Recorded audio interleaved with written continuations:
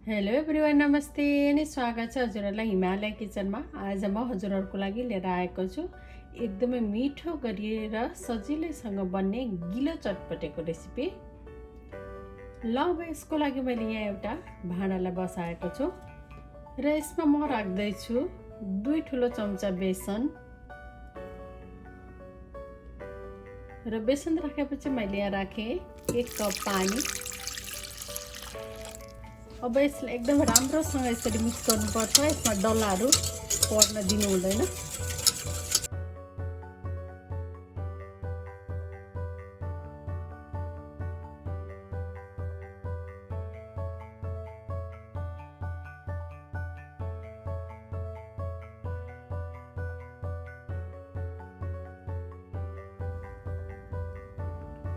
र यसमा मैले राखेँ थोरै ओरेन्ज फुड कलर र थोरै पानी थप्दैछु अरू। फेरि कलर राखेर पनि यसलाई एकदम राम्रोसँग यसरी चलाउनु पर्छ।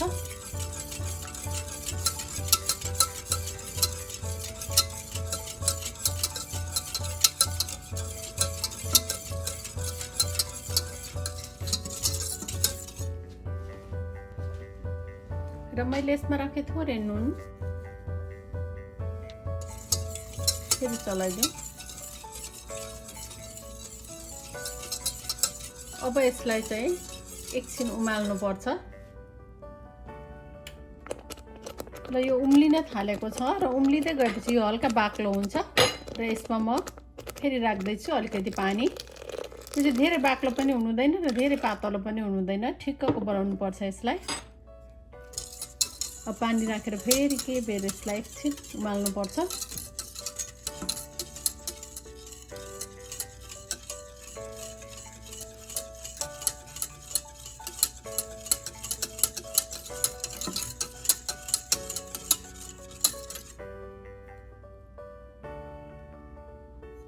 ल यो फेरि उम्लिन थालेको छ र सस पनि हाम्रो रेडी भएको छ।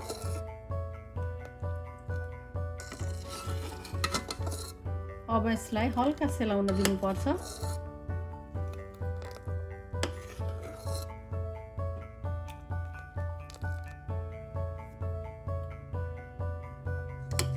ल अब यो सस चाहिँ फेरि उम्लिन थालिसकेको छ। यो पाकेर ठिक्कको पनि भएको छ, यतिको हुनुपर्छ। अब यसलाई के बेर हल्का सेलाउन दिनुपर्छ।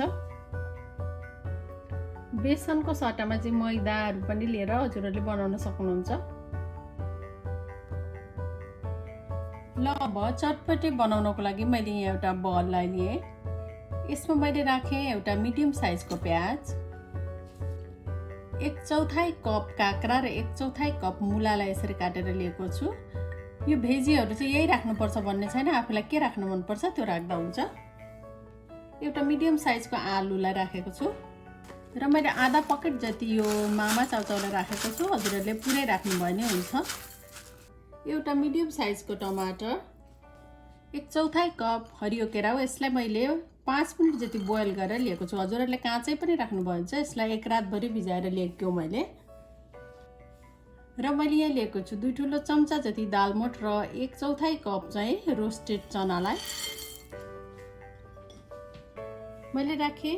केही हरियो धनियाँको पत्ता, 1 ठुलो चम्चा जति तोरीको तेल राखेँ। यो तोरीको तेल एकदम मिठो बनाउँछ चटपटेलाई। तोरीको तेलले सकेसम्म चाहिँ तोरीको तेल नै राख्नुपर्छ चटपटेमा। 1 ठुलो चम्चा चटपटे मसला। यो चटपटे मसला चाहिँ मैले धनियाँ, जिरा र रातो खुर्सानी अनि तोरीलाई भुटेर चाहिँ यसलाई बनाएर लिएको हो। यो कसरी बनाउने भनेर मैले चटपटे बनाएको भिडियोमा पहिला नै राखिसकेको छु। म त्यसको लिङ्क डिस्क्रिप्सन बक्समा सेयर गर्नेछु, हजुरहरूले हेर्न सक्नुहुन्छ। 1 ठुलो चम्चा भुटेको जिरालाई यसरी राखेको छु, जिराको पाउडर। 2टा हरियो खुर्सानी। हरियो खुर्सानीले पनि चटपटेमा एकदम राम्रो टेस्ट दिन्छ। पिरो कतिको राख्न मनपर्छ आफूलाई त्यही अनुसार राख्न सकिन्छ। 1 ठुलो चम्चा कागतीको रस, अलिक अमिलो धेरै राख्ने भए अरू अमिलो राख्न सक्नुहुन्छ हजुरहरूले। आधा सानो चम्चा चाट मसला र नुन राखेँ मैले आफ्नो स्वाद अनुसार। हजुरहरूले बिरे नुन पनि यसमा राख्न सक्नुहुन्छ।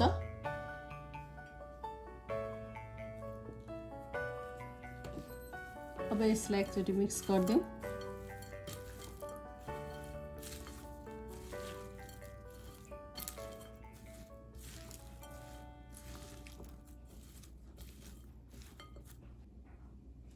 र मैले यहाँ राखेँ 1.5 कप जति मुरै।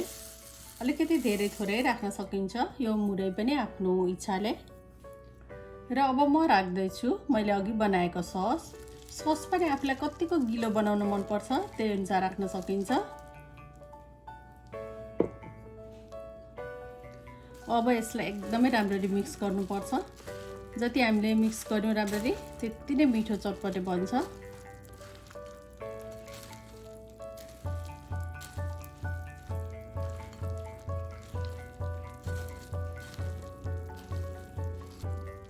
म राख्दैछु अरू थोरै ससलाई। फेरि मिक्स गरिदिउँ।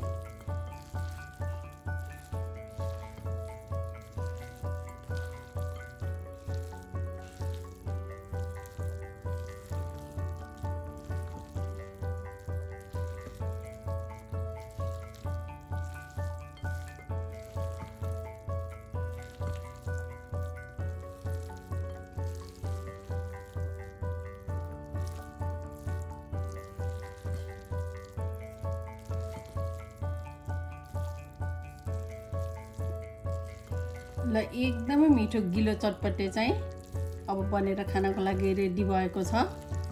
यो हेर्दै एकदम खाउ खाउ लाग्ने बनिसकेको छ।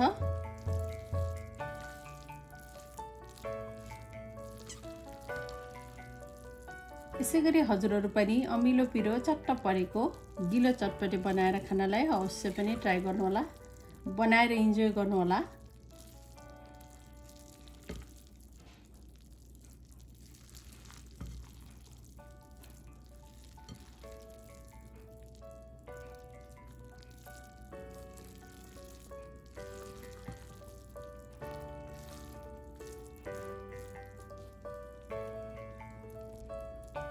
हस् त यो एकदमै मिठो छिट्टो गरी तयार हुने गिलो चटपटेको रेसिपी हजुरहरूलाई राम्रो लाग्यो भने हाम्रो भिडियोलाई लाइक कमेन्ट सेयर गरिदिनु होला। यस्तै रेसिपीहरूको लागि हाम्रो च्यानललाई सब्स्क्राइब पनि गरिदिनु होला। सब्स्क्राइब गरिसकेपछि नजिकै रहेको नोटिफिकेसन बेललाई पनि अवश्य पनि क्लिक गरिदिनु होला। फेरि पनि यस्तो मिठो परिकारको रेसिपी लिएर आउने नै छु। हाम्रो भिडियो हेरिदिनु भएकोमा हजुरहरूलाई धेरै धेरै धन्यवाद।